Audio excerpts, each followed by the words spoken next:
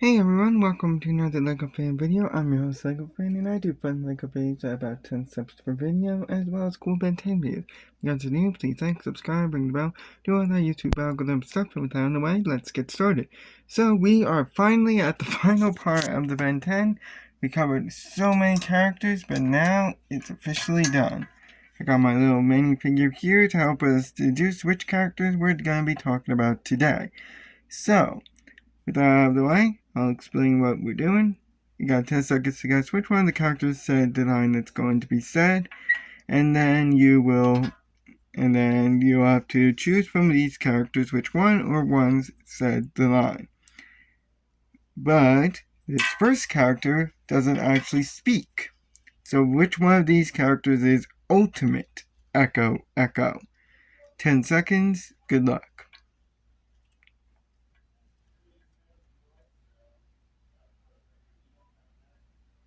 So which one is he? This one? Looks really cool. I always liked Ultimate Echo Echo's design. Not the Omniverse one, too many wires.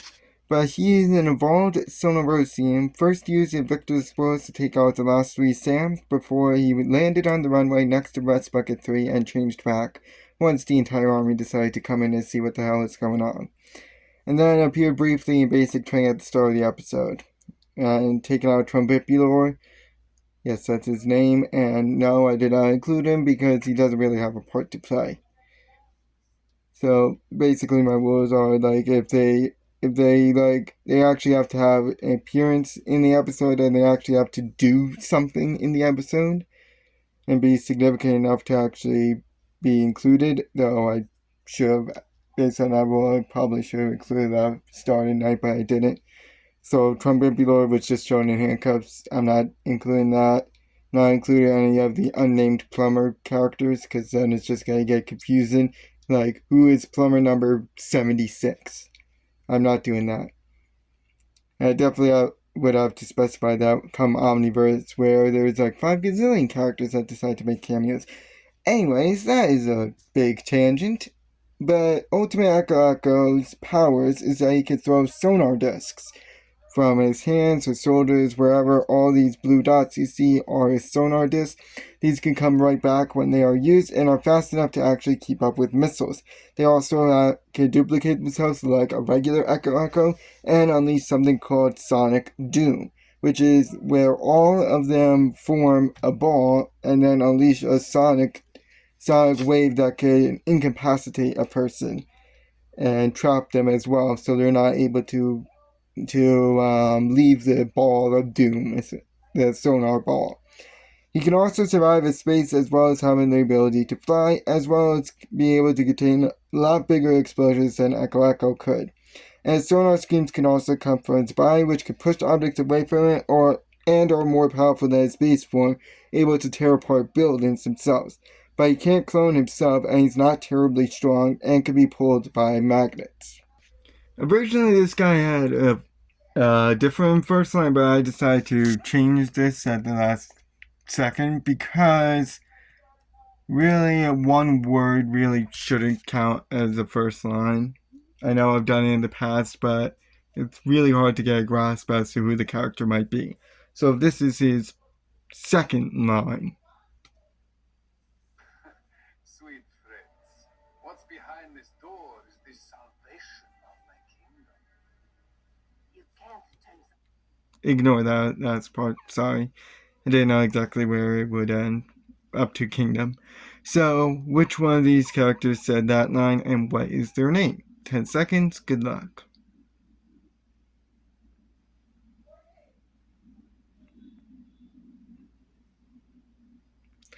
I just love the accent, but it's.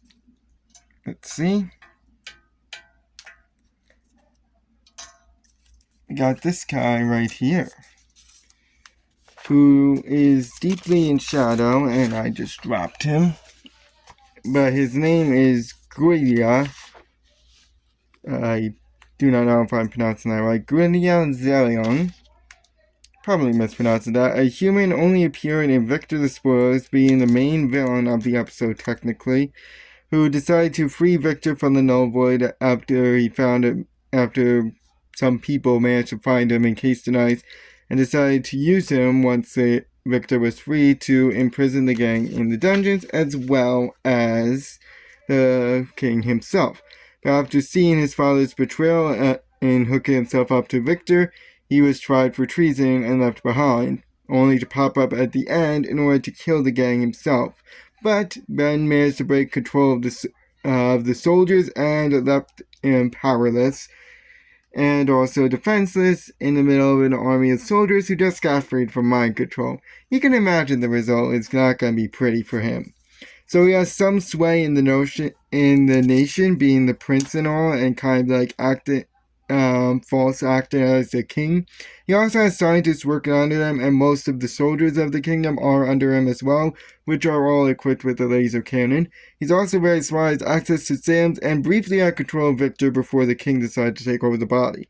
However, he's human and has no unique abilities of his own, and when the remote control that he has on him is broken, he loses control of the soldiers, and some are also still loyal to the king. Let's get another non-first line character out of the way. Which one of these is the Mutant Frog, which is gonna be very obvious. 10 seconds, good luck.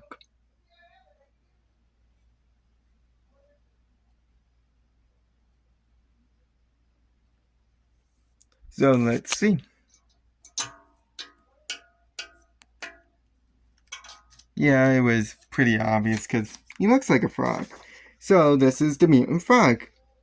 A mutant frog who only appeared in It's Not Easy Being Gwen as animals ride throughout, as well as multiple attacking the group throughout the entire episode. And their fate is ultimately unknown at the end of the episode. One of them was freed from mind control, but the rest of them we don't know what happened to them. Probably dead after the big explosion, but most of them might still be alive and jumping around. So they have enhanced strength as well as a long tongue that is super sticky and can extend further than normal, as well as being prehensile. He also has an enhanced jump, can breathe underwater, enhanced durability, can stick to walls, as well as animal, making them able to radiate heat in order to free themselves from ice. They're also quick and sneaky, as well as having enhanced agility, obviously since they can jump super far being frogs. But they don't do well in cold temperatures, or at least they are still resistant to cold temperatures, but being frogs, they don't do well in cold temperatures. And their tongues can also pull them elsewhere. Let's see who's next up. That being...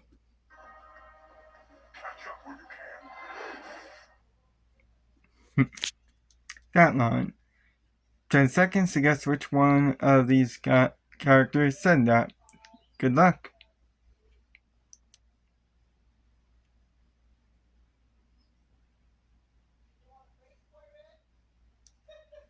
Let's see. Looks like it's this guy right here. So, he is known as Cannonbolt, an Iberian Palarota, first appearing in the transmogrification of Eunice, starting to chase Sunder after he got the Unitrix before he decided to go Ultimate. And then in the big story, he was used by a plant copy of Ben to continue the chase after Jimmy onto the road and chased Jimmy on his bike before he was hit by a bus and then changed back after he caught up. And then in Revenge of the Swarm, he battled Victor outside Ben's house, but ended up being captured by him and decided to switch to Goop in order to free himself. And then It's Not Easy Being Gwen, he was used in the final battle, but didn't do much as he mostly got stuck in the ground before he did anything. And then later he launched himself into the laser console where he went ultimate in order to finish Animo off. So he can roll himself into an indestructible ball which can deflect almost any attack thrown onto it, as well as having enhanced speed when he is rolled up into a ball. He can also burrow underground, break through stones, survive his space, can grab items in its ball form, is very bouncy, can go underground, is somewhat strong, and can hold people in his ball form. However, he is top heavy and can be bounced back with enough force, as well as forced into the ground with enough durability. He's also weak outside his ball form and is very slow, and he may be durable, but he's not indestructible. And with a special type of knife, you can uncurl him, which leaves him vulnerable for attacks. He's also hard to control at times and can get stuck due to his big size, as well as being able to be deflected back by laser blasts, and he can't roll on sticky or slippery surfaces. The next one up has their first line of Empty.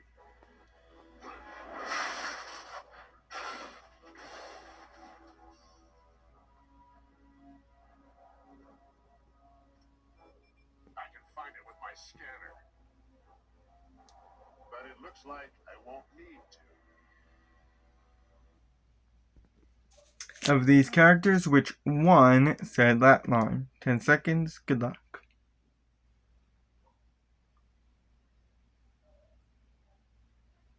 Another character that I prefer their original design over their Omniverse. Too much hair.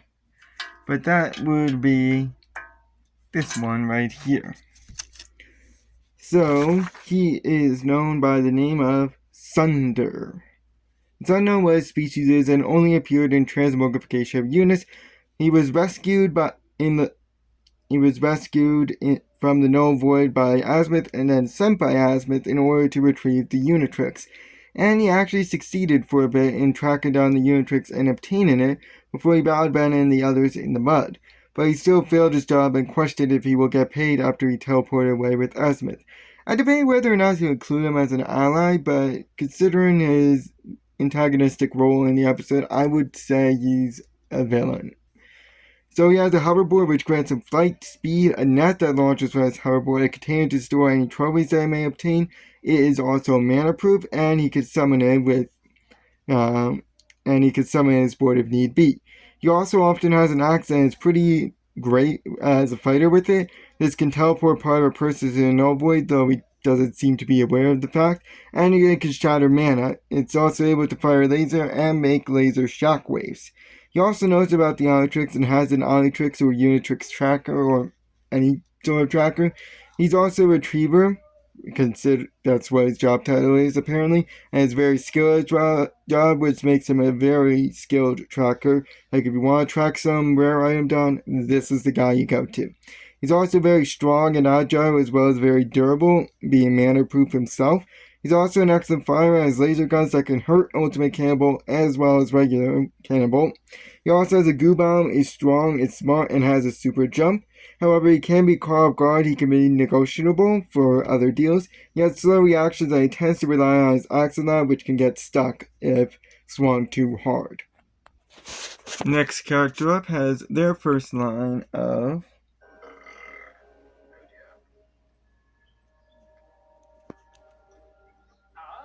This is an unexpected bonus. I think I shall call you Baz-L's retirement plan. Wait, what are you doing? No!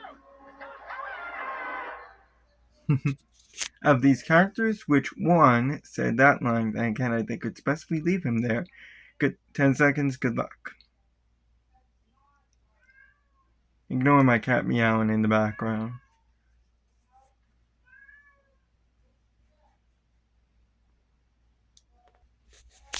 So, let's see. We got this guy right here. So, he's a galvanic mechamorph known by the name of Baz-El, though it could be spelled with or without the E, and only appeared in Eye of the Beholder. In fact, it's his last appearance, being kidnapped by the trolls after he took the eyes of the Sentinels and then unknowingly ate a third one.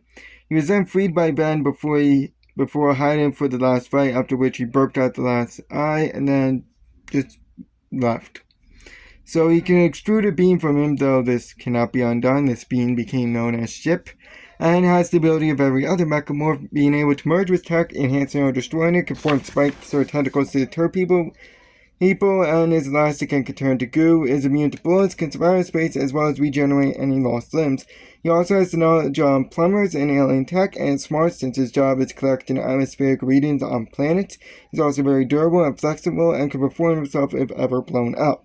However, he has typical mechamorph weaknesses, being able to be electrocuted and restrained by lasers, vulnerable to magic, as well as having a limit to his flexibility.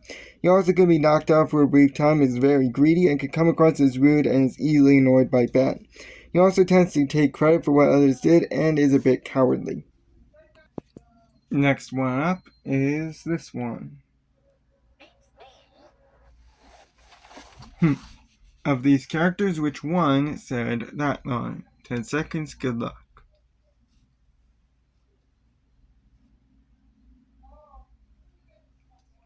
At least you got to hear that I do have a cat.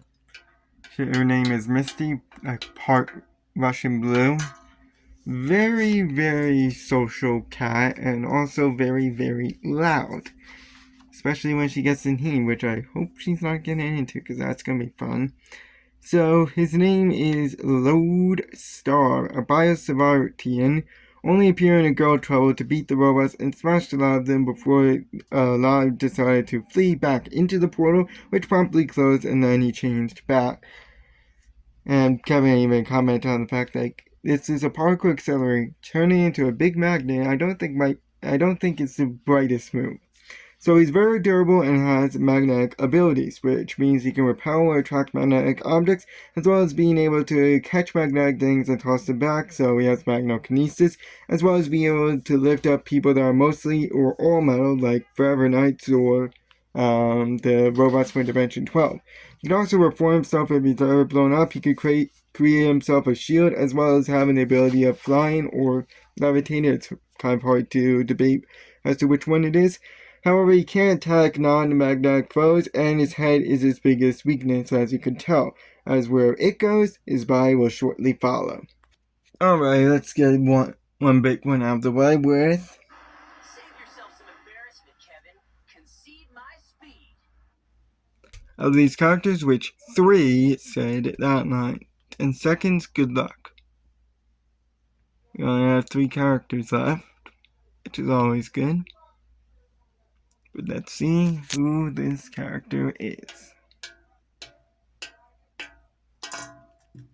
1,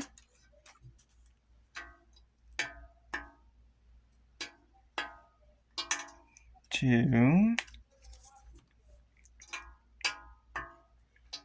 and 3.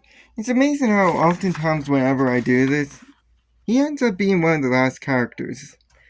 So this is, of course, our main character himself, Benjamin Kirby Tennyson, or Ben 10.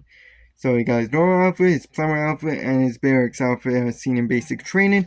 A human, first appearing in the Transmogrification of Eunice, and appearing in all subsequent episodes. So he has the Omnitrix that grants him the powers of any alien he or it chooses. It can power up if ever in danger with no recharge. The Omnitrix can also scan DNA to add aliens and repair any sort of DNA malfunction on someone else, and could quick transform between different aliens called Master Control. He can also reflect energy from it outwards as an attack, and could change in and out of his alien forms with no need to wait till it times out, as well as retrieve any extinct species according to Azimuth, and can also capture any DNA samples of other species in order to add to the Omnitrix or any loose aliens that may have accidentally gotten out. And these aliens can also protect him from any form of radiation. He's also shown to be able to figure out clues and is very... In other words, he's smart and is very resourceful. He can read alien, is good with computers, can swim, knows how to enter the Nova, is a great leader, possesses a hoverboard and knows how to ride it. Zadar can drive and has his own car and motorcycle, as well as being able to fly Rust Bucket 3. Is very fast, has a power steel equipped with a propulsion jet and aeroshock as well as oxygen. Is a great rock climber, can pilot a spaceship, can operate a laser gun, is able to remove the Omnitrix, knows how the Rust Bucket works and any subsequent versions, is a decent fighter, has good balance, is the voice of reason within Alien X, is highly respected throughout the galaxy. In fact, there's like a whole chapter about him, and has photographic memory and is a plumber. But he gains any weaknesses that any alien has and retains any damage that they may have sustained, and is pretty much useless when timed out, and it could choose and the Omnitrix can choose a wrong alien, or it just might not simply work. He's also desperate for rewards, which could get his way. He's very gullible, can be taken by surprise, cares about his family, which could be a strength or weakness, has calorophobia, which is a fear of clowns, so he claims that he doesn't have it anymore, but he definitely still does. He's weak to electricity, as with all his aliens. He can be hypnotized, is not strong, likes attention, is prone to jealousy and anger at points, is not familiar with how the Omnitrix works, and tends to overly rely on it, and won't work if any unscanned DNA is around. He also can be single-minded. The Omnitrix can self-destruct sometimes, and it can be selfish and vain. The Omnitrix is also weak to magic, and he tends to do stupid things when in love, and is quick to judge and can make him blind to the truth. If he does transform, it can often wipe him out, can be overconfident, can be insensitive, has low endurance, can be hurt by arduous needles, has very little patience, and is a show-off. Alrighty, there's no use in doing this anymore. So... our second to last character is... Not hiding. I'm making an entrance. of these characters, which one said that line. 10 seconds, good luck.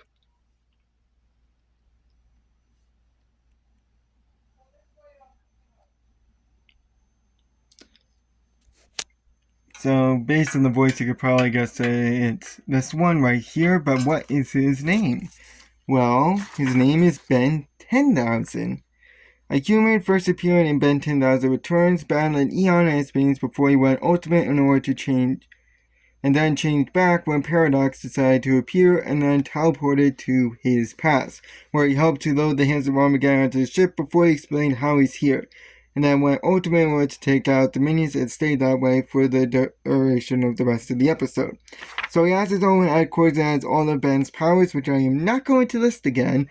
Just go back a few minutes to hear them all.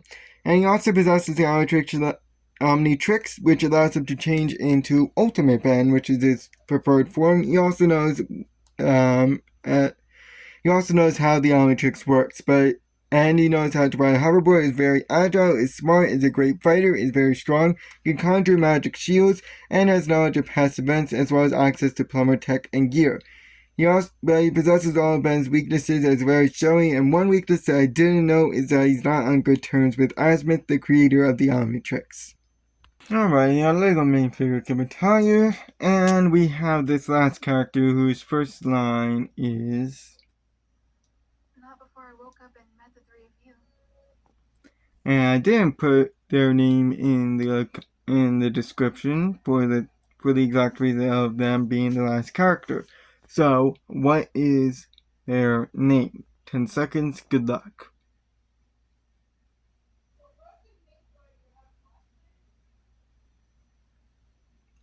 Well, technically they have two names.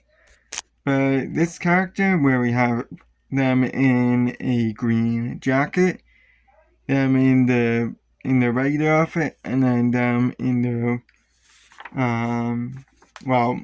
Unitrix form, because this is the character of Eunice, though their actual name is the Unitrix, a robot only appearing in Transmogrification of Eunice for the time being, where they arrived on Earth and sampled Gwen's DNA, rather accidentally, and then turned into a human and teamed up with them for most of the episode, despite having no recollection as to who they actually are. And later they are attacked by Sunder, who was hired by Azimuth to retrieve them, and after all was settled, they teleported away with Azimuth to go work on Primus. So animals are naturally attracted to them for some unknown reason, sort of like a Disney princess, and for this reason they are also a vegetarian and nature lover. They can also sample any DNA of any animals, such as a bear, giving her enhanced strength, a rabbit giving her enhanced jump and speed, and a snake giving them enhanced flexibility.